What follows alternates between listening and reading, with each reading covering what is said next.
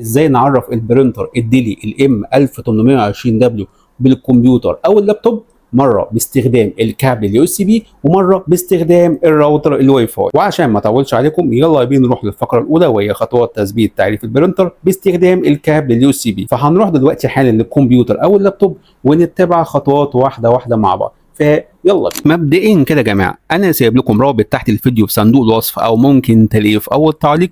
لمجرد انك تتك على الرابط ده هيفتح لك الويب سايت ده بتاع ديلي. هنيجي تحت هنا كده عند كاتيجوري، تمام، تكه واحده وهتختار برينتر اي 4 اي كده، ونيجي عند برودكت موديل هنختار الام 1820 دبليو. خلي بالك عشان في البي 1820 دبليو هتختار البرينتر بتاعتك الام 1820 دبليو. بعد كده هتنزل تحت شويه كده وتختار اللي اخرها 64 دي اهي داونلود. هي دلوقتي هتبدا التعريف ده ينزل معانا، هو خطوات بسيطه جدا ان شاء الله. بعد ما البرنامج يتحمل معانا بنقفل الويب سايت ده، مش محتاجين منه اي حاجه خالص، وبتروح على زي بي سي او ماي كمبيوتر اللي عندك وتفتحها كده، ثم هتختار التنزيلات او الداونلودز. هتلاقي البرنامج نزل لك بالشكل ده، هنفتحه عادي جدا. بعد كده هنختار يس، بعد كده هتعلم صح هنا كده ونختار انستليشن، وبعد كده هتركب الكابل اليو اس بي الواصل بين البرينتر والكمبيوتر او البرينتر واللابتوب. وبعد كده هتختار ايه؟ هتختار يو اس بي كونكشن.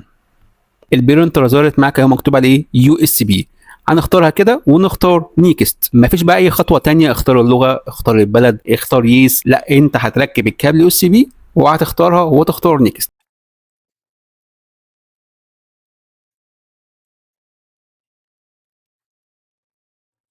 بص معايا كده، هي خلصت خلاص. هيفتح لك القائمه بتاعت الكابل يو اس بي، هتنتظر بس بعد الثواني او بعد الدقايق على حسب برضك امكانيات الكمبيوتر او اللابتوب اللي انت بتعرف منه البرينتر. بص معايا كده ظهر لك بالشكل ده مكتوب عليه ديلي ام 1820 دبليو يو اس بي، يعني دي من خلال الكابل يو اس بي.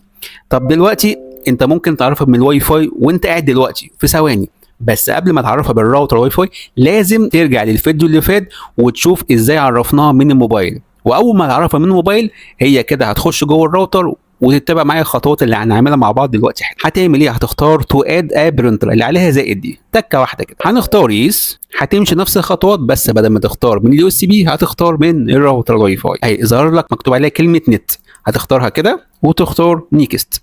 بس كده انت كده عرفتها بالراوتر. طبعا هتتبع معايا الخطوات اللي جايه عشان تقدر تفرق بين انك عرفتها من الكابل ولا عرفتها من الراوتر.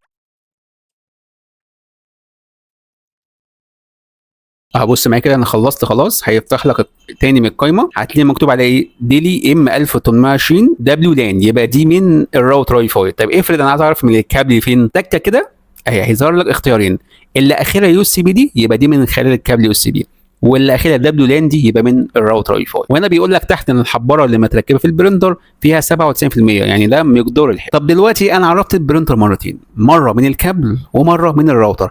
عاوز لما اجي اطبع ابقى بفرق بينهم، ان بطبع من الكابل ولا بطبع من الراوتر. الموضوع بسيط، هنروح على الكنترول بانل ديت، تمام، كنترول بانل نفتحها عادي ونختار فيو ديفايسز اند برينترز اللي هو الاختيار الصغير ده. البرينتر قدامك مرتين، انهي واحده بقى اللي بكابل وانهي واحده اللي براوتر؟ هتخلع دلوقتي الكابل اليو اس بي من البرينتر واللي تنتفي فيهم يبقى من خلال الكابل يو اس بي. بص كده انا خلعته اهي، اللي عليه صح دي هي اللي انطفت، يبقى دي اللي من خلال الكابل يو اس بي.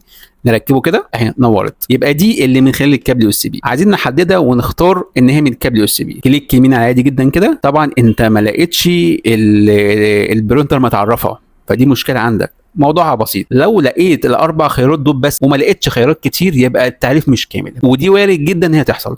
طب ازاي؟ شايفين الكلمه اللي اسمها بروبرتيز دي اللي اخر الاختيار، تكه واحده كده. هنيجي على الهاردوير كده وشايفين التعريف بتاعنا اهوت، كليكين شمال كده ورا بعض. هنختار تشينج سيتنجز دوت، هتختار درايفر، هتختار ابديت درايفر، وبعد كده هتختار سيرش اوتوماتيك فور درايفر اهي كده. بص كده معايا اول ما تظهر لك الرساله ديت يبقى هي اتعرفت. هنختار كلوز، نختار كلوز، اوكي.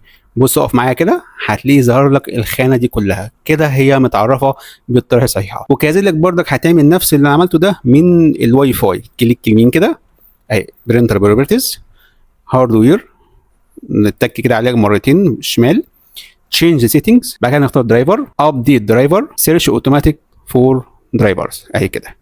بيقول لك جاري تثبيت التعريف اهي. هنختار كلوز، اوكي، كلوز قصدي كمان مره، اوكي.